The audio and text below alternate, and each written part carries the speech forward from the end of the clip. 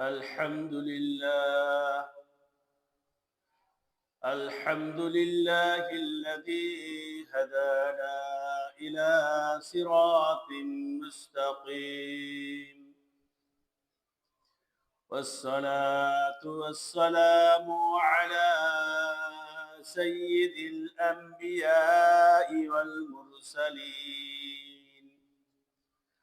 وعلى آله وأصحابه أجمعين. اللهم صل على محمد وعلى آل محمد كما صليت على إبراهيم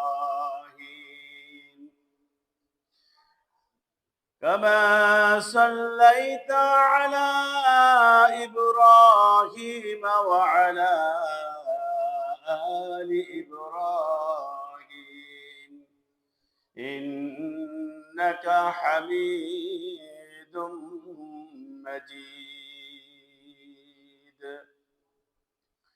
মহান আল্লাহ রাব্বুল আলামিনের কাছে অগণিত সুজুদ যে রব্বুল আলামিন আমাদেরকে আজকের এই জুমায় আসার জন্য, বসার জন্য, কিছু কথা বলার জন্য এবং শোনার জন্য সুযোগ করে দিলেন।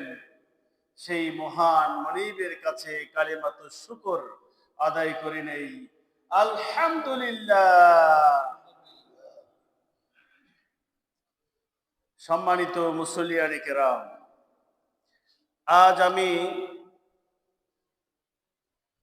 আদর্শ নিয়ে আলোচনা করব। আদর্শ শব্দটি বাংলা শব্দ,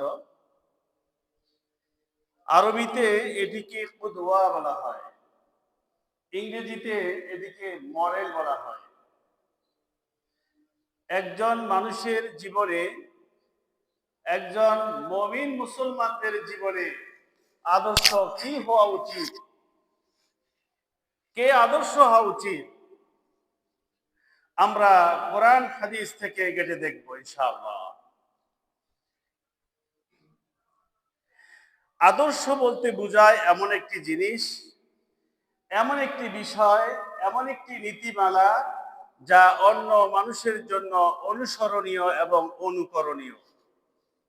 যিনি আদর্শ হবেন তিনি অন্য মানুষের জন্য অনুসরণীয় হবেন, অনুকরণীয় হবেন। যিনি আদর্শ হবেন তার ভিতরে নীতি, নৈতিকতা, সততা, সকল গুণাবলী এমন ভাবে বিরাজ করবে যে তাকে আদর্শ হিসাবে গোটা পৃথিবীর মানুষেরা গ্রহণ করতে পারবে। আমরা যদি দেখি গোটা পৃথিবীর মানব মণ্ডলীদের মধ্যে উম্মতে মুহাম্মদীর জন্য আল্লাহর নবী মুহাম্মদুর রাসূলুল্লাহ সাল্লাল্লাহু আলাইহি ওয়াসাল্লামই হচ্ছেন একমাত্র আদর্শ। ইংরেজি লেখক মাইকেল হার্ট তিনি একটি বই লিখেছেন। পৃথিবীর বিখ্যাত 100 মানুষের জীবনী নিয়ে তিনি রিসার্চ করেছেন। 100 মানুষের জীবন রিসার্চ করে তিনি দেখেছেন মুহাম্মদ সাল্লাল্লাহু আলাইহি ওয়াসাল্লাম থেকে আজ অবধি যত মানুষ দুনিয়াতে আসছে, মুহাম্মদ সাল্লাল্লাহু আলাইহি ওয়াসাল্লামের চেয়ে সেরা মানুষ আর পৃথিবীতে আসে নাই। এই জন্য তিনি একজন খ্রিস্টান হওয়ার পরেও এই মাইকেল হার্ট তার দ্য 100 বইয়ের 1 নম্বরে মুহাম্মদুর রাসূলুল্লাহ সাল্লাল্লাহু আলাইহি ওয়াসাল্লামের নাম লিখে দিয়েছেন। গোটা পৃথিবীর সমস্ত ইহুদি খ্রিস্টানদের মধ্যে সমালোচনার ঝড় উঠল যে আপনি একজন খ্রিস্টান লেখক, আপনি পৃথিবীর 1000 শ্রেষ্ঠ মনীষীর জীবনী রিসার্চ করে আপনি তাদের জীবনী উল্লেখ করেছেন, সেখানে কেন আপনি মুহাম্মদ সাল্লাল্লাহু আলাইহি ওয়াসাল্লামের নাম 1 নম্বরে আনলেন? আপনি তো মুসলমান না, আপনি তো খ্রিস্টান। আমাদের দাবি তো একজন খ্রিস্টান লোকই কি হবে 1 নাম্বার তালিকায় আসবে। মাইকেল হার্ট গোটা দুনিয়াকে আশ্চর্য করে দিয়ে বললেন, আমি পৃথিবীর 1000 মানুষের জীবন নিয়ে রিসার্চ করেছি, এর মধ্যে মুহাম্মদ সাল্লাল্লাহু আলাইহি ওয়াসাল্লাম মুহাম্মদ সাল্লাল্লাহু আলাইহি ওয়াসাল্লামের চাইতে ভালো মানুষ, ন্যায়পরায়ণ মানুষ, সত্যবাদী মানুষ আর পৃথিবীর কোন জাতির মধ্যে আমি পাই না। এই জন্য আমি খ্রিস্টান হওয়ার পরেও আমার দা 100 বইয়ের 1 নম্বরে আমি মুহাম্মদ সাল্লাল্লাহু আলাইহি ওয়াসাল্লামের নাম রেখেছি। সুবহানাল্লাহ। এই মুহাম্মদ সাল্লাল্লাহু আলাইহি ওয়াসাল্লাম হচ্ছেন গোটা পৃথিবীর সমস্ত মানুষের জন্য মডেল, আদর্শ। তিনি আমাদের জন্য কুদওয়া, বিশেষ করে গোটা মুসলিম উম্মার জন্য একমাত্র আদর্শকে মুহাম্মদুর রাসূলুল্লাহ সাল্লাল্লাহু আলাইহি ওয়াসাল্লাম, যাকে অনুসরণ করা যায়, যাকে অনুকরণ করা যায়, তিনি হচ্ছেন কি আদর্শ। মুহাম্মদ সাল্লাল্লাহু আলাইহি ইসলামের এই জীবনের আদর্শ আমাদের ব্যক্তিগত জীবন পরিচালনার জন্য আদর্শ হিসাবে মেনে নিতে হবে। আমাদের ব্যক্তিগত জীবন কার আদর্শে চলবে? মুহাম্মদ সাল্লাল্লাহু আলাইহি ইসলামের ব্যক্তিগত জীবন কিভাবে চলেছে ঠিক সেইভাবে আমাদের ব্যক্তিগত জীবন চলবে। আমাদের পারিবারিক জীবন মুহাম্মদ সাল্লাল্লাহু আলাইহি ওয়াসাল্লামের আদর্শে চলবে। আমাদের সামাজিক জীবন মুহাম্মদ সাল্লাল্লাহু আলাইহি ওয়াসাল্লামের আদর্শে চলবে। আমাদের ব্যবসায়িক জীবন মুহাম্মদ সাল্লাল্লাহু আলাইহি ওয়াসাল্লামের আদর্শে চলবে। আমাদের রাজনৈতিক জীবন মুহাম্মদ সাল্লাল্লাহু আলাইহি ওয়াসাল্লামের আদর্শ দিয়ে চলবে। আমাদের রাষ্ট্রীয় জীবন মুহাম্মদ সাল্লাল্লাহু আলাইহি ওয়াসাল্লামের আদর্শ দিয়ে চলবে। বলেন, এই কথার মধ্যে কোনো দ্বিমত আছে? মুহাম্মদ সাল্লাল্লাহু আলাইহি ওয়াসাল্লামের আদর্শ দিয়েই আমাদের জীবন পরিচালনা করতে হবে। মুহাম্মদ সাল্লাল্লাহু আলাইহি ওয়াসাল্লামকে জীবনের প্রতি ক্ষেত্রে কেন আদর্শ বানাতে হবে, এই বিষয়ে আল্লাহ রাব্বুল আলামিন সূরা আহজাবের 21 নম্বর আয়াতে আল্লাহ তাআলা বলছেন, লাকাদ কানা লাকুম ফি রাসূলিল্লাহ لقد كان لكم في رسول الله أسوة حسنة। তোমাদের জন্য মুহাম্মদ সাল্লাল্লাহু আলাইহি ওয়াসাল্লামের জীবনের আদর্শের মধ্যেই রয়েছে উত্তম জীবন পন্থা। তোমাদের জন্য রাসূলুল্লাহ সাল্লাল্লাহু আলাইহি ওয়াসাল্লামের জীবনের মধ্যেই রয়েছে উত্তম আদর্শ। তোমরা যদি আদর্শ হিসাবে কাউকে মেনে নিতে হয়, অনুসরণ যদি কাহারো করতে হয়, তাহলে তোমরা শুধু মুহাম্মদ সাল্লাল্লাহু আলাইহি ওয়াসাল্লামের জীবনের আদর্শকে অনুসরণ করবে।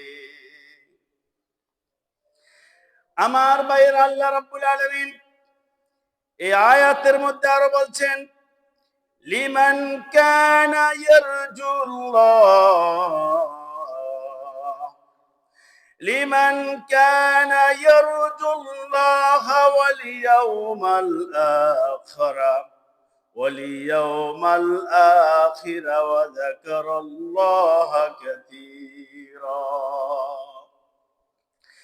আল্লাহ রাব্বুল আলামিন বলছেন, যেই ব্যক্তি আল্লাহ তাআলাকে পাওয়ার আশা করে, যেই ব্যক্তি পরকালকে পাওয়ার আশা করে এবং আল্লাহকে অধিক পরিমাণে স্মরণ করে, সেই ব্যক্তি যেন মুহাম্মদ সাল্লাল্লাহু আলাইহি ওয়াসাল্লামকে আদর্শ হিসাবে গ্রহণ করে।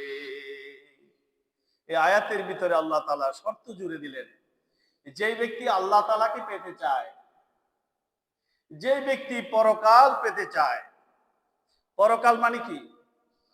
জান্নাত পেতে চায়, যে আল্লাহ তাআলাকে স্মরণ করে, সে যেন মুহাম্মদ সাল্লাল্লাহু আলাইহি ওয়াসাল্লামকে তার জীবনের আদর্শ হিসাবে মেনে নেয়।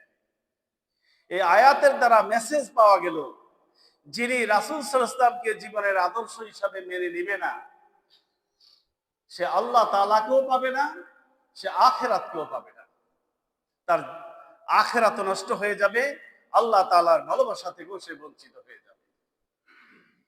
কারণ নবীজিকে আদর্শ হিসাবে না মেনে নিলে আল্লাহ তাআলাকে কি করা যাবে না, পাওয়া যাবে না, আখিরাত আমাদের সফল হবে না। নবী সাল্লাল্লাহু আলাইহি ওয়াসাল্লামকে জীবনের প্রতিটি ক্ষেত্রে মানতে হবে। আমার সুবিধা মতো কোন একটা অংশে নবীজিকে মেনে নিলাম, আবার আমার সুবিধা মতো কোন একটা অংশে নবীজিকে না মেনে আমি সমাজতন্ত্রকে মানলাম, আমি অন্যতন্ত্রকে মানলাম, আমি মানুষের মন ঘোরা বাড়ানো তন্ত্রকে মানলাম, ধর্ম নিরপেক্ষবাদকে মানলাম, কমিউনিজমকে মানলাম, সোশ্যালিজমকে মানলাম। আমার সুবিধা মতো আমি রাসূলের আদর্শ সব জায়গায় মানলাম না, কোন জায়গায় মানলাম, কোন জায়গায় ছেড়ে দিলাম, তাহলে আমার পরকাল নষ্ট হয়ে যাবে। জীবনের শুরু থেকে শেষ পর্যন্ত সব জায়গায় শুধু মুহাম্মদ সাল্লাল্লাহু আলাইহি ওয়াসাল্লামকেই আদর্শ হিসাবে মেনে নিতে হবে। আমার ভাইয়েরা, আমরা জানি নবী সাল্লাল্লাহু আলাইহি ওয়াসাল্লামের একজন প্রিয় চাচা ছিলেন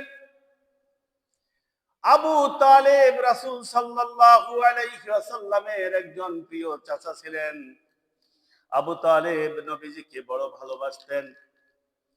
আবু তালেব নবীজিকে শুধু ভালোবাসতেন না, আল্লাহর নবী সাল্লাল্লাহু আলাইহি ওয়াসাল্লাম দুনিয়াতে আসার আগেই তো তার পিতা দুনিয়া থেকে চলে গিয়েছেন, দুনিয়াতে আসার পরে তার মাতা দুনিয়া থেকে চলে গিয়েছেন।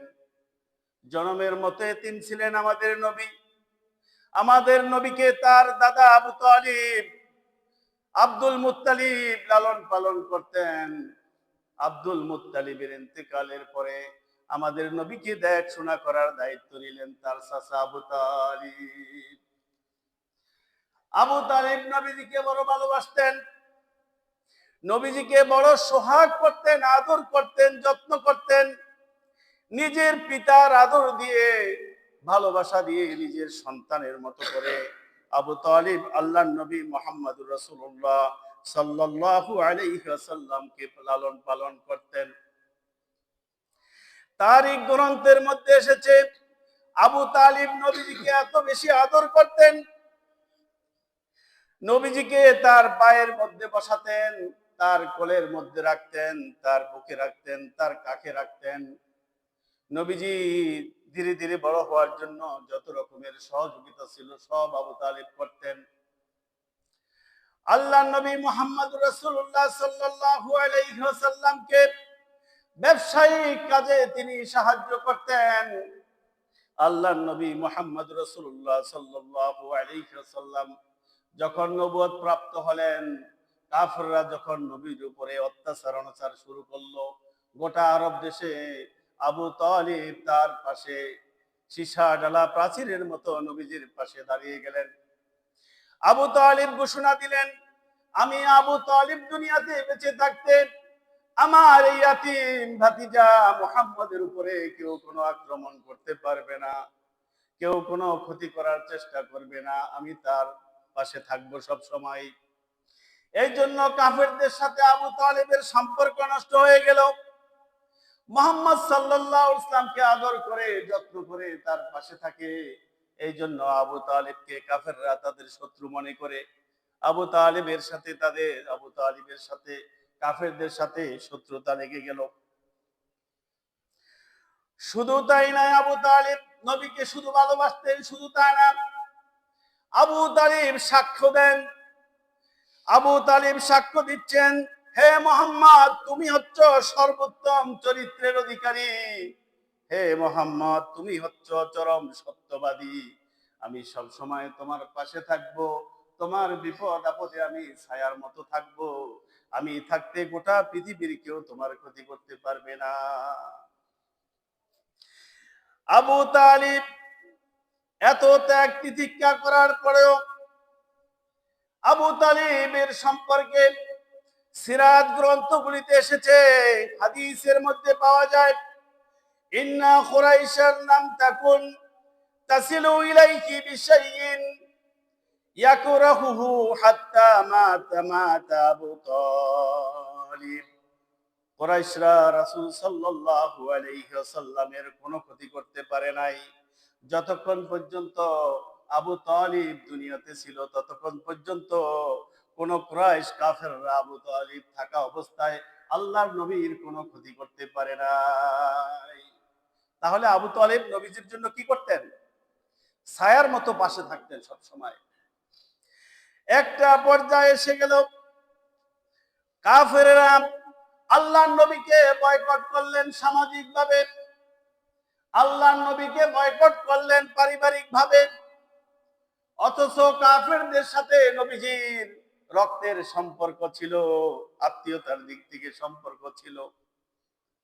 আবু তালিব তো চাচা, আবু জেহেল তো চাচা ছিলেন, আবু জাহেল। কিন্তু কাফের হওয়ার কারণে সম্পর্ক বিচ্ছিন্ন হয়ে গেল। নবীজির সাথে সম্পর্ক বিচ্ছিন্ন করলেন সামাজিকভাবে, বয়কট ঘোষণা করলেন। নবীজিকে কোনো সাহায্য করবেন না কালেমা দাওয়াত দেওয়ার অপরাধে, নবীজিকে কোনো খাদ্য দিয়ে সাহায্য করবেন না, ব্যবসা বাণিজ্যে সাহায্য করবেন না। নবীজিকে শোবে আবু তালেবের মধ্যে আটকিয়ে ফেললেন, যেখানে আবু তালেব ছিল।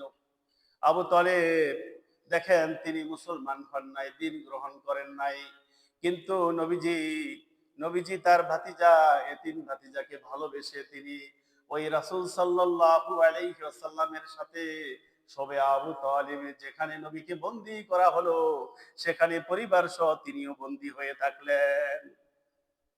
আবু তালিব যদি কাফেরদের সাথে মিলে যেতেন, আবু তালিবকে কাফেররা ছেড়ে দিত, আবু তালিবকে কাফেররা সাহায্য করত।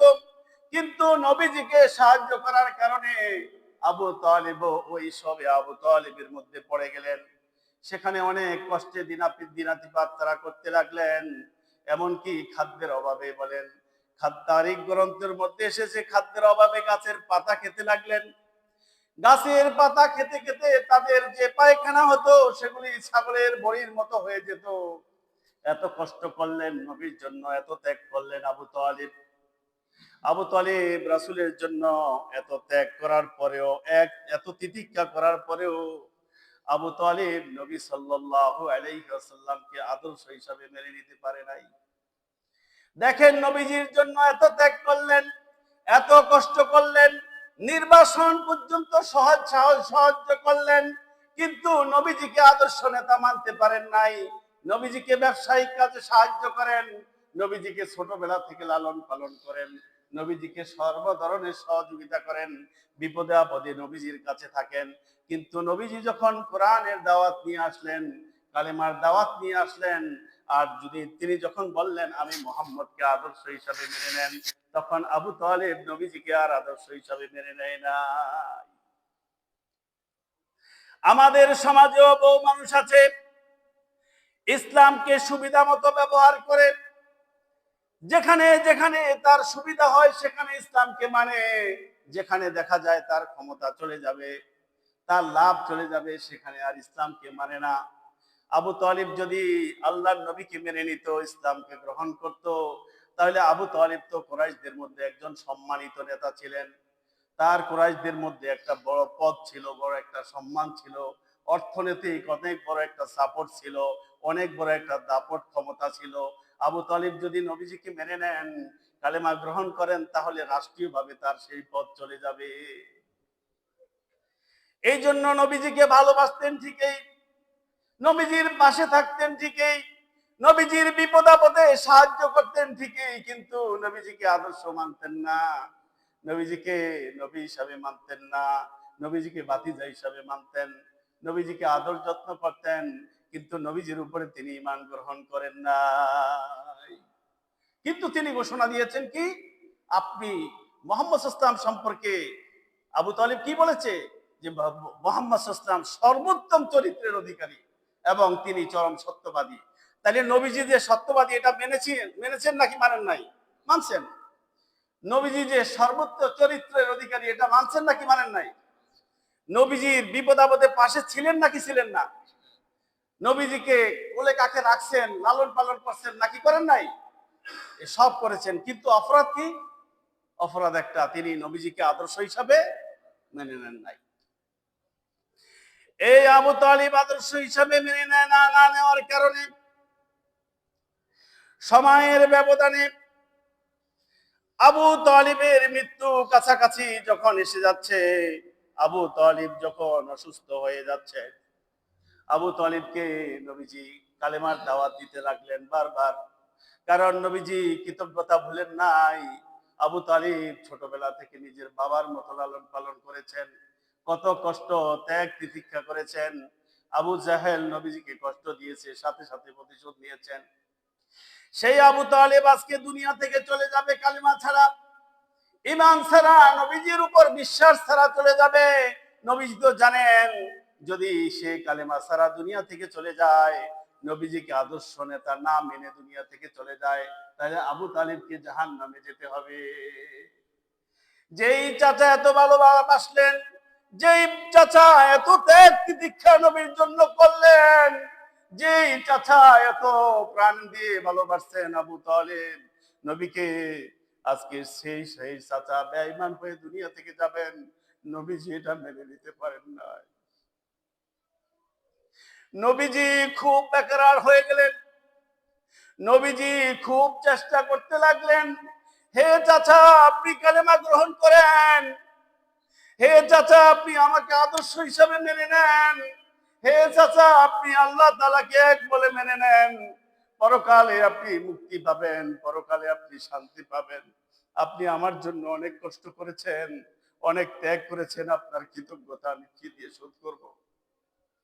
আমি মুহাম্মদ সাল্লাল্লাহু আলাইহি ওয়াসাল্লাম তো বড় কৃতজ্ঞ মানুষ, আপনার এই ঋণ আমি কি দিয়ে শোধ করব?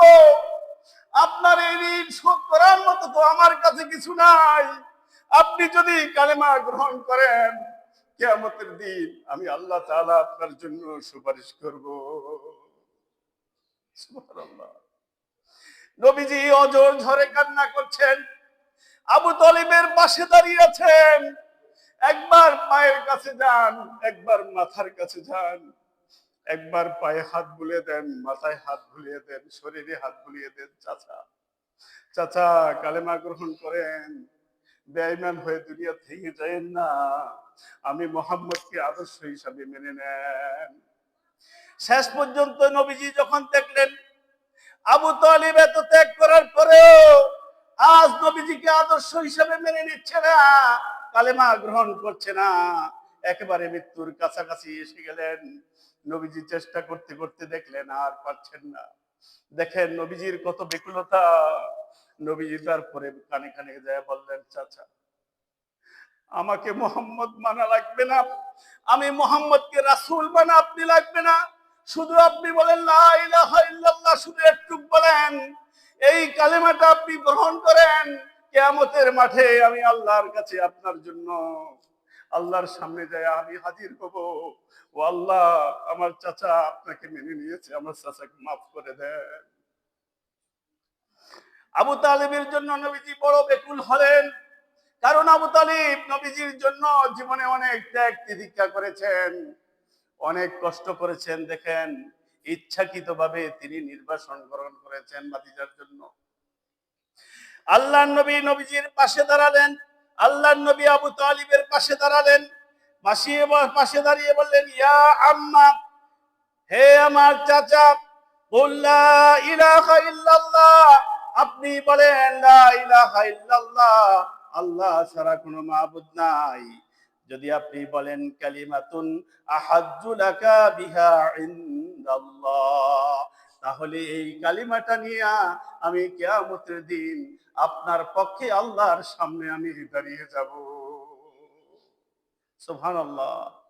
আল্লাহর কাছে আপনার জন্য আমি সুপারিশ করব। চাচা আমাকে বড্ড ভালোবাসতেন আপনি, আমার জন্য অনেক কষ্ট আপনি করেছেন, আমার জন্য অনেক ত্যাগ তিতিক্ষা করেছেন। ও চাচা আপনি কালেমা গ্রহণ করেন, কিয়ামতের দিন আমি আপনার জন্য আল্লাহর কাছে সুপারিশ করব। আবু তালিব দেখেন নবীজিকে ঠিকই বিশ্বাস করতেন, নবীজি সত্যবাদী, নবীজি সৎ চরিত্রের অধিকারী এবং নবীজিকে ভালোবাসতেন। বিপদে আপদে নবীজিকে ঠিকই প্রোটেকশন দিতেন, সকল রকমের প্রোডাক্ট গ্রহণ করতেন, নবীজিকে আশ্রয় দিতেন, ভালোবাসা দিতেন, খাদ্য দিতেন, সবই দিতেন। নবীজি যে সত্যবাদী তাও জানতেন, কিন্তু নিজের রাষ্ট্রীয় ক্ষমতা চলে যাবে বলে আল্লাহর নবীকে তিনি আদর্শ হিসাবে মেনে নেন নাই। সব জায়গায় ঠিক ছিল, শুধু এক জায়গায় ব্যস্ত,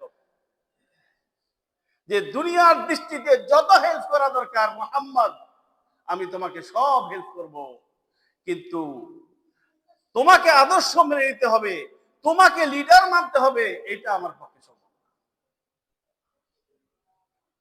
এইটা লিডার মানলে পরে তো আমার দুনিয়ার যত চাওয়া পাওয়া আছে সব শেষ হয়ে যাবে। আগামীকাল থেকে কুরাইশরা আমাকে বয়কট করে দিবে, সকল প্রকার দুনিয়ার সুবিধা কি হয়ে যাবে, নষ্ট হয়ে যাবে। আবার এই পৃথিবীতে এমন মানুষ, বহু মানুষ আছে যারা নামাজ পড়ে সুবিধা মতো, রোজা রাখে সুবিধা মতো, হজ করে সুবিধা মতো, যাকাত দেয় সুবিধা মতো, কিন্তু যখন ইসলামের স্লোগান আসে, কালেমার কথা আসে, দ্বীনের কথা আসে, তখন নিজের স্বার্থের জন্য, নিজের সুবিধার জন্য সেটা আর মেনে নেয় না। নিজের সুবিধার মতো যেটা যেটা প্রয়োজন সেটা মানে, বাকিটা মানে না। নবীকে আদর্শ মানতে হলে জীবনের শুরু থেকে শেষ পর্যন্ত সব জায়গায় মানতে হবে। নবীকে লিডার মানতে হলে, নেতা মানতে হলে এক জায়গায় মানলে হবে না, সব জায়গায় মানতে হবে। আমাদের সামাজিক লিডারকে চিৎকার করে বলেন মুহাম্মদ সাল্লাল্লাহু আলাইহি ওয়াসাল্লাম। আমাদের পারিবারিক লিডারকে মুহাম্মদ সাল্লাল্লাহু আলাইহি ওয়াসাল্লাম। আমাদের রাজনৈতিক লিডারকে, কথা বলে না, মুহাম্মদ সাল্লাল্লাহু আলাইহি ওয়াসাল্লাম। আমাদের রাষ্ট্রীয় লিডারকে, আদর্শ লিডারকে মুহাম্মদ সাল্লাল্লাহু আলাইহি ওয়াসাল্লাম।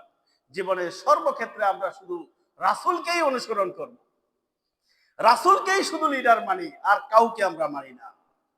রাসূলের আদর্শে যারা আছে তাদেরকেই মানি, সে যেই হোক না কেন, তাদের কাউকে আমরা মানি না। আমার ভাইয়েরা, এই আবু তালিবের জন্য নবীজি এত ব্যাকুল হলেন, এত চেষ্টা করলেন, চেষ্টা করার পরেও আবু তালিব নবীকে আদর্শ না মানে, কালেমা গ্রহণ না করে দুনিয়া থেকে বিদায় নিয়ে চলে গেলেন।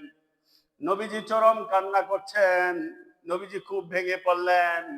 আহা, আমার চাচা, যেই চাচা আমার জন্য এত ত্যাগ করলো, এত কষ্ট করলো, কাফেরদের এত শাস্তি সহ্য করলো আমার জন্য শুধু, আজকে সেই চাচা দুনিয়া থেকে বেঈমান হয়ে চলে গেল, আখেরাতে তার কি হবে? নবীজি বড় বেকুল হলেন, অঝোর ঝরে নবীজি কান্না করছেন। নবীজির এই ব্যথা, নবীজির এই কষ্ট আল্লাহ তাআলা দেখতে পেয়েছেন। আল্লাহ তাআলা দেখতে পেয়ে আল্লাহ রাব্বুল আলামিন সূরা কাসাসের 56 নম্বর আয়াতে আল্লাহ তাআলা বলছেন, আল্লাহ তাআলা আয়াত নাযিল করে নবীজিকে সান্ত্বনা দিয়ে বলছেন, ইন্নাকা লা তাহদি মান আহাবাবতা। হে রাসূল, প্রাণের চেয়েও যাকে ভালোবাসেন আপনি চাইলে তাকে হেদায়েত দিতে পারবেন না। আপনি তো আবু তালিবকে প্রাণের চেয়ে ভালোবাসেন, আবু তালিবও আপনাকে প্রাণের চেয়ে ভালোবাসে, কিন্তু আবু তালিব তো আপনাকে আদর্শ মানে না। আপনি যে লিডার হন এটা নবীজি, আপনি আদর্শ নেতা হন এটা আবু তালিব মানে না, সবকিছু মানে। এই জন্য হেদায়াত আমি আল্লাহ তাআলার কাছে। আপনি যাকে চান, প্রাণের চেয়েও যাকে ভালোবাসেন, তাকে ইচ্ছে করলে আপনি হেদায়াত দিতে পারবেন না। সুবহানাল্লাহি ওয়া বিহামদিহি। হেদায়াত কার কাছে? আল্লাহ রাব্বুল আলামিন বলছেন, ওয়ালাকিন্নাল্লাহা ইয়াহদি মান ইয়াশা। আল্লাহ তাআলা যাকে চান তাকেই শুধু হেদায়েতের রাস্তা দেখান। এজন্য আমাদের দায়িত্ব হচ্ছে আপনাদের কাছে দাওয়াত পৌঁছিয়ে দেওয়া। আমাদের দায়িত্ব হচ্ছে এই মেসেজ আপনাদের কাছে পৌঁছিয়ে দেওয়া। গ্রহণ করা না করার দায়িত্ব শুধু আপনাদের। আবু তালিবের কাছে নবী সাল্লাল্লাহু আলাইহি ওয়াসাল্লাম মৃত্যুর আগ পর্যন্ত কালেমার দাওয়াত পৌঁছিয়েছেন, কিন্তু আবু তালিব নবীকে সত্যবাদী মেনেছে, নবীকে সৎ চরিত্রবান মেনেছে, নবীজিকে সাহায্য সহযোগিতা করেছে, ভালোবাসা দিয়েছে, ব্যবসায় সাহায্য করেছে, সব করেছে, কিন্তু নবীজিকে আদর্শ লিডার হিসেবে মেনে নেয় নাই। সব মানছে কিন্তু এক জায়গায় মানে নাই। না মানার কারণে আবু তালিব তো ঈমান হারা হয়ে দুনিয়া থেকে চলে গেলেন। নবীজির বেকুলতা দেখে আল্লাহ তাআলা নবীকে সান্ত্বনা দিলেন, ও নবী, হেদায়েত তো আপনার কাছে না, আপনি যাকে প্রাণের চেয়ে ভালোবাসেন তাকে চাইলেও আপনি হেদায়েত দিতে পারবেন না। হেদায়েত শুধু আমার কাছে। আমি যাকে চাই তাকে শুধু আমি হেদায়েত দান করি। আমার ভাইরা দেখেন, নবীজির ভিতরে আবু তালিবের জন্য কত ব্যাকুলতা। নবীজি প্রথম চেষ্টা করলেন আবু তালিব যাতে ঈমান সাথে দুনিয়া থেকে যায়। চেষ্টা করার পরে যখন আবু তালিব ঈমানের সাথে দুনিয়া থেকে গেলেন না, নবীজি আবু তালিবের জন্য কান্না করলেন। আল্লাহ তাআলা আয়াত নাজিল করে নবীজিকে সান্ত্বনা দিলেন। এরপরও আবু তালিবের জন্য ভালোবাসা নবীজির থামে নাই। আবু তালিবের জন্য আল্লাহ রাসূল সাল্লাল্লাহু আলাইহি ওয়াসাল্লাম দোয়া করা শুরু করলেন। মাগফিরাতের জন্য আল্লাহ রাসূল আবু তালিবের জন্য দোয়া করা শুরু করলেন। আবু তালিব যে দোয়া করবে আল্লাহ তাআলার কাছে প্রার্থনা করা শুরু করলেন। আল্লাহ রাসূলের এই ব্যাকুলতা দেখলেন। এই অবস্থা দেখার পরে আল্লাহ তাআলা আয়াত নাজিল করে সূরা তাওবার 113 নম্বর আয়াতে আল্লাহ তাআলা নবীকে বলছেন, মা কানা লিনাবিয়্যি ওয়াল্লাযীনা আমানু আন ইস্তাগফিরু লিল মুশরিকিন। মুমিন যারা হয়েছে, নবী এবং মুমিন যারা হয়েছে, তাদেরকে আল্লাহ তাআলা সতর্ক করলেন, শুনো, তাদেরকে তুমি যতই ভালোবাসো, তারা যেহেতু তোমাকে আদর্শ মানে নাই, আল্লাহ তাআলাকে যেহেতু আল্লাহ তাআলাকে যেহেতু মেনে নেয় নাই, আল্লাহর কোরআনকে যেহেতু মেনে নেয় নাই, রাসূলকে যেহেতু লিডার মেনে নেয় নাই, এই অবস্থায় মৃত্যুবরণ করার পরে তাদের জন্য দোয়া করা যাবে না। চিন্তা করে দেখেছেন রাসূল নবীজি রাসূল সাল্লাল্লাহু আলাইহি ওয়াসাল্লাম আবু তালিবকে কত ভালোবাসতেন, আর আবু তালিব বা রাসূলকে কত ভালোবাসতেন। তাকে হেদায়েতের জন্য বারবার দাওয়াত দিয়েছেন, চেষ্টা করেছেন যে হে চাচা, আপনি আমাকে আদর্শ আইডল মেনে নেন, আপনি কালিমা মেনে নেন, ঈমান গ্রহণ করেন, আর আমাকে নবী মানেন। আমি যে কোরআন নিয়ে আসছি এই কোরআন অনুযায়ী সমাজ ব্যবস্থা সাজিয়ে নেন। আবু তালিব সব মেনে নিছে, শুধু এই কথাটা মানে নাই। নবীজির সব কথা মেনেছে, শুধু এই কথাটা মানে নাই। এই অবস্থায় তিনি চলে গেলেন ঈমান হারা হয়ে দুনিয়া থেকে। এরপরে আল্লাহ তাআলা নবীজির ব্যাকুলতা দেখে নবীজিকে সান্ত্বনা দিলেন যে হেদায়েত আমার কাছে। এবার নবীজি ভাবলেন, আবু তালিব আমার জন্য এত ত্যাগ করছে, তাহলে তার জন্য অন্তত কিছু কি করি, কিছু দোয়া করি, কিছু মাগফিরাতের দোয়া করি। আল্লাহ তাআলা আয়াত নাজিল করে নবীকে সতর্ক করলেন। শুধু নবীকে সতর্ক করেন নাই, নবীজি বলছেন, নবীকে আল্লাহ তাআলা বলছেন যারা ঈমানদার এবং যারা নবী এবং ঈমানদারদের জন্য এটা মানানসই না যে কোনো মুশরিক তার জন্য, তার মাগফিরাতের জন্য দোয়া করবে। এটা কোনো নবীরাও করতে পারবে না, কোনো মুমিনরাও করতে পারবে না। তারা তাইলে নবীজিকে যারা আদর্শ মানবে না, যারা আল্লাহ তাআলাকে তার রব, কোরআনকে তার সংবিধান, রাসূলকে তার আদর্শ যারা মানবে না, এই অবস্থায় মৃত্যুবরণ করুক, পাঞ্জাবি পায়জামা টুপি জুব্বা সব গায়ে দিয়ে ইন্তেকাল করলো, ওই লোকটা মুশরিক অবস্থায় ইন্তেকাল করবে। ওই অবস্থায় তার ইন্তেকাল হইলে ওই লোকের জন্য দোয়া করা আল্লাহ তাআলা নিষেধ করে দিয়েছেন। সূরা, বাসায় যায় চেক করে দেখবেন, সূরা তাওবার 113 নম্বর আয়াত। শুধু দোয়া নবীরা করতে পারবে না তা না, নবীরা তো থাকবে না, আল্লাহ তাআলা তো সর্বজ্ঞানী, কিয়ামত পর্যন্ত সমস্ত মুমিনকে সাবধান করলেন, সাবধান, এই ধরনের কোন মানুষের জন্য কিয়ামত পর্যন্ত কোন মুমিনও দোয়া করতে পারবে না। শুধু তাই নয়, আল্লাহ রাব্বুল আলামিন বলছেন, ওয়ালাউ কানু লি কুরবা মিন বা'দি মা তাবায়্যানা লাহুম আন্নাহুম আসহাবুল জাহিম। আল্লাহ তাআলা আরেকটা সতর্ক করলেন, শোনো, তাদেরকে কোনো নবীরা তো দোয়া করতেই পারবে না, কোনো মুমিনরা তো দোয়া করতে পারবে না, এমনকি তারা যদি তোমাদের আত্মীয় স্বজন হয় তারাও কোনো দোয়া করতে পারবে না। সে তোমার কাছের আত্মীয় হইলেও তার জন্য কি করতে পারবে না, দোয়া করতে পারবে না। কারণ কি? কারণ সে মুশরিক হয়ে দুনিয়া থেকে বিদায় নিয়েছে। যে আল্লাহ তাআলার কোরআনকে মেনে নেয় নাই, যে রাসূলকে আদর্শ হিসাবে মেনে নেয় নাই, আল্লাহ তাআলার কোরআন বাদ দিয়া, রাসূলের আদর্শ বাদ দিয়া সে মনে করেছে অন্য কোনো বিধান দিয়ে জীবন চললে শান্তি হবে। তাহলে বলেন তো, কোরআনের সাথে সে কি করলো? আল্লাহর সাথে শিরিক করলো না সে? আল্লাহ বলছে কোরআনই হচ্ছে তোমার কি জীবন বিধান, আর রাসূল হচ্ছে তোমার জীবনের কি আদর্শ। এইটা বাদ দিয়ে সে আরেকটা গ্রহণ করেছে, মানুষের মন গড়া নীতিকে গ্রহণ করেছে, তার মানে সে শিরিক করেছে। শিরিক করার কারণে, এই শিরিক অবস্থায় দুনিয়া থেকে যাওয়ার কারণে সে মুশরিক হিসেবে ইন্তেকাল করেছে। এই লোকের জন্য দোয়া করা কি নাই? জায়েজ নাই। আল্লাহ তাআলা বলছেন সে যদি তোমার আত্মীয় হয় তারপর দোয়া করতে পারবে না। কারণ কি? সেই লোকের বিষয়ে চূড়ান্ত হয়ে গেছে লোকটা জাহান্নামী। যে মুশরিক হিসাবে ইন্তেকাল করে এটা চূড়ান্ত হয়ে গেছে, সেই লোক কি? জাহান্নামী। জাহান্নামী লোক চিনার জন্য আপনাকে সেন্ট মার্টিন যাওয়া লাগবে না। নিজেকে নিজে প্রশ্ন করে দেখেন, আল্লাহর কোরআনকে জীবনের শুরু থেকে শেষ পর্যন্ত কয় জায়গায় মেনে নিয়েছেন? মসজিদে মানলাম সুবিধা মতো, ব্যবসা যখন করতে গেলাম সেখানে তো কোরআনের বিধান আছে, আমি কি মেনেছি? সমাজ যখন বিচার করতে গেলাম সেখানে তো কোরআনের বিধান আছে, আমি মেনেছি? পরিবার যখন চালাতে হবে সেখানে কোরআনের বিধান আছে, আমি মেনেছি? রাষ্ট্র যখন চালাতে হবে সেখানে কোরআনের বিধান আছে, আমি কি মেনেছি? তার মানে কোথাও মেনেছি, কোথাও মানি নাই। তাহলে কোথায় আমারটা গ্রহণ করেছি, কোথাও মানুষেরটা গ্রহণ করেছি, এই জন্য আমি মুশরিক হয়ে গেছি।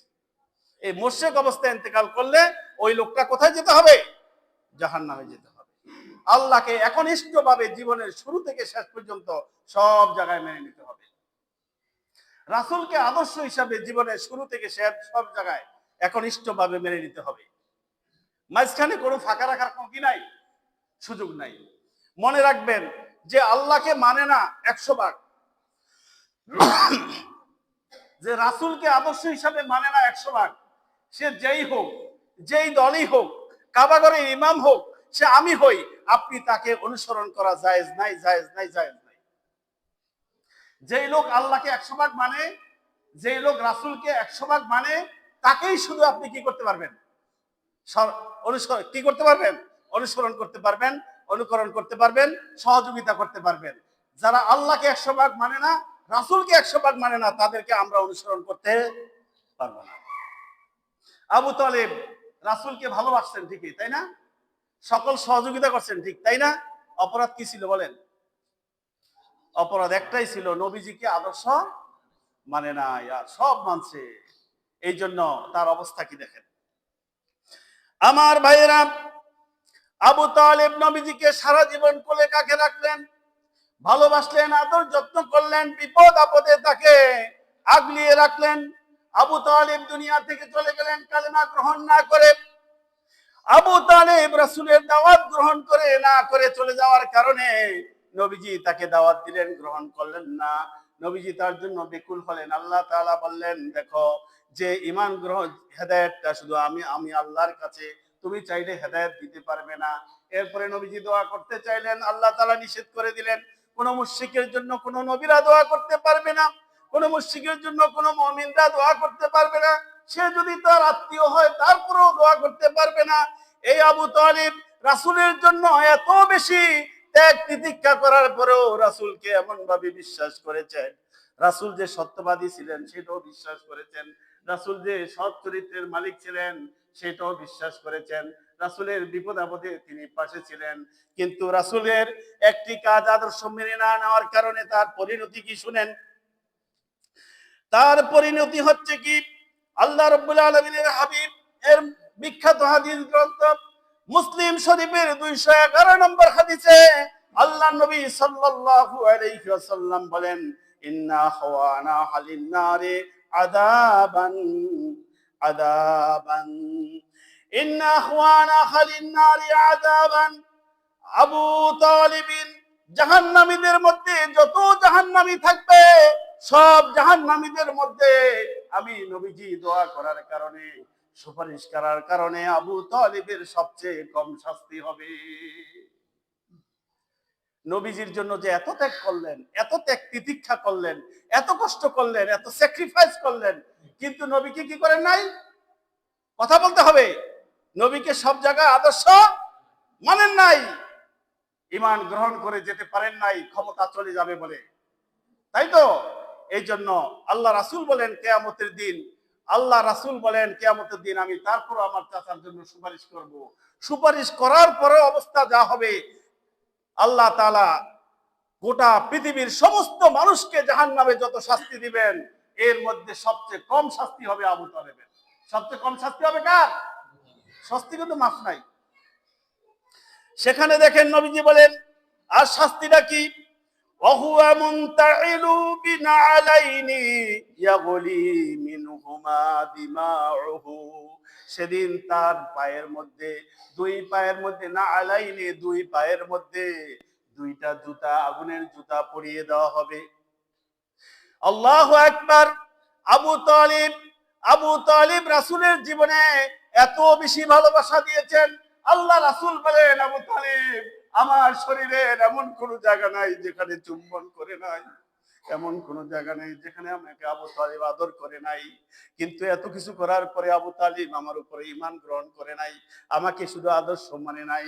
এজন্য কিয়ামতের দিন আল্লাহ তাআলা আমি সুপারিশ করার পরও তাকে কিয়ামতের দিন জাহান্নামের মধ্যে আগুনের এক জোড়া জুতা তার পায়ে পরিয়ে দিবেন। জুতা পরানোর পরে তার অবস্থা এমন হবে, তার এই জুতার অ্যাকশনের কারণে, আগুনের জুতা পরার পরে তার মগজগুলি টকবক টকবক করে উতরাইতে থাকবে। ভাতের মার যেভাবে টকবক করতে থাকে, তার মগজগুলো এভাবে টকবক টকবক করতে থাকবে, ছিটে ছিটে এদিক সেদিক পড়ে যাবে, কান দিয়ে গলে গলে তার এই মগজগুলো পড়তে থাকবে। তাহলে দেখেন আল্লাহর নবীকে আবু তালিব ভালোবেসেছেন। কথা বলতে হবে, আল্লাহর নবীকে আবু তালিব কি করেছেন? বিশ্বাস করেছেন, ভালোবেসেছেন, আশ্রয় দিয়েছেন, খাবার দিয়েছেন, ব্যবসা বাণিজ্য দিয়েছেন, বিপদ আপদে আগলিয়ে রাখিয়েছেন। নবীজিকে তিনি সব সময় সবে আবু তালিব পর্যন্ত স্যাক্রিফাইস করেছেন, কিন্তু নবীজিকে আদর্শ নেতা হিসেবে মানতে পারেন নাই, নবীজিকে মডেল মানতে পারেন নাই। এই জন্য নবীজির উপরে বিশ্বাস স্থাপন করেন নাই, কালেমা গ্রহণ করেন নাই। এত স্যাক্রিফাইস করার পরেও নবীকে আদর্শ নেতা না মানার কারণে আবু তালিব জাহান্নামে যাবে। আর জাহান্নামীদের মধ্যে নবীজির সুপারিশের কারণে সবচেয়ে কম শাস্তি হবে যেটা, সেটা হলো আগুনের জুতা পরার পরে তার মগজগুলো সব উতরিয়ে পড়ে যাবে। আমরা যারা নামাজ পড়ি, রোজা রাখি, হজ করি, যাকাত করি, সুবিধা মতো ইসলামকে মানি, আর সুবিধা মতো ইসলামকে ছেড়ে দেই। আমার সুবিধা মতো আমি বলি এইটা ইসলামে আছে, এটা ইসলামে নাই। অথচ আপনি এই আলোচনা দ্বারা কি বুঝলেন? নবীজিকে তো সব জায়গায় আবু তালেব মেনেছে, রাজনৈতিক ভাবে নবীজিকে আবু তালেব মানে নাই। কারণ মক্কার প্রেসিডেন্ট কে ছিল? মক্কার প্রেসিডেন্ট ছিল মুহাম্মদ রাসূলুল্লাহ সাল্লাল্লাহু আলাইহি ওয়াসাল্লাম। এই মক্কার প্রেসিডেন্ট হিসাবে, রাজনৈতিক লিডার হিসাবে, রাজনৈতিক নেতা হিসাবে নবীজিকে আবু তালিব মানতে পারে নাই। নবীজি মক্কার প্রেসিডেন্ট হোক, মক্কার লিডার হোক, এটা আবু তালিব কি করে নাই? আর সব জায়গায় মানছে, কিন্তু এই জায়গায় আসুক সেটা সে চায় নাই। এই জন্য আবু তালিব নবীজির উপর ঈমান আনে নাই। ঈমান না এনে দুনিয়া থেকে চলে যাওয়ার কারণে তার জন্য এই শাস্তি বরাদ্দ হয়েছে। আজকে যারা আমরা নামাজ পড়ি, রোজা করি, হজ করি, যাকাত দেই, কিন্তু আমরা কোরআনের শাসনের কথা বললে, আমরা যদি বলি কোরআনের শাসনের সাথে আর এই রাজনীতির সাথে কোনো সম্পর্ক নাই, তারা যারাই কথা বলেন তাদের পরিণতি আবু তালেবের মতো হবে। কারণ আল্লাহর কোরআন দিয়ে মুহাম্মদ সাল্লাল্লাহু আলাইহি ওয়াসাল্লাম প্রেসিডেন্ট হওয়ার পরে মক্কার রাষ্ট্র কি দিয়ে চালিয়েছেন? কথা বলতে হবে সবাই। মুহাম্মদ সাল্লাল্লাহু আলাইহি ওয়াসাল্লাম যখন প্রেসিডেন্ট হয়েছেন, এই মক্কার রাষ্ট্রটা কি দিয়ে চালিয়েছেন? আল্লাহর কোরআন দিয়ে চালিয়েছেন। মুহাম্মদ সাল্লাল্লাহু আলাইহি ওয়াসাল্লাম যখন প্রেসিডেন্ট হয়েছেন, আল্লাহর নবী তার আদর্শ দিয়ে চালিয়েছেন। তাহলে আবু তালিব নবীজিকে সবভাবে মেনে নিয়েছেন, পারিবারিক ভাবেও মেনে নিয়েছেন, সামাজিক ভাবেও মেনে নিয়েছেন নবীজিকে, ব্যবসায়িক ভাবেও কি করেছেন? নবীজিকে মেনে নিয়েছেন। কোন জায়গায় মানতে পারেন নাই? শুধু রাষ্ট্রীয়ভাবে নবীজি লিডার হোক, নবীজি নেতা হোক, কোরআন সংবিধান হোক, এটা আবু তালিব মানতে পারেন নাই। এই জন্য আবু তালিব রাসূলের চাচা হওয়ার পরেও, এত ভালোবাসা হওয়ার পরেও তাকে জাহান্নামে যেতে হলো। সুতরাং খবরদার, সাবধান। আল্লাহর কোরআনের সাথে রাজনীতির সাথে ওতপ্রোতভাবে সম্পর্ক। আল্লাহর কোরআন দিয়ে সমাজ চলবে, আল্লাহর কোরআন দিয়ে রাষ্ট্র চলবে, আল্লাহর কোরআন দিয়ে পরিবার চলবে। তাহলে সমাজ পরিবর্তন হবে, রাষ্ট্র পরিবর্তন হবে, আর সমাজের মধ্যে জান্নাতি আবহাওয়া বিরাজ করতে থাকবে ইনশাআল্লাহ। যারা রাসূলের আদর্শ 100 মানে, আমরা তাদেরকে মানি। আর যারা রাসূলের আদর্শ মানে না, সে যেই হোক, আমরা তাদেরকে মানি না। হিসাব সহজ। আল্লাহ রাব্বুল আলামিন আমাদেরকে আমল করার তৌফিক দান করুন। আসসালামু আলাইকুম ওয়া রাহমাতুল্লাহি ওয়া বারাকাতুহু।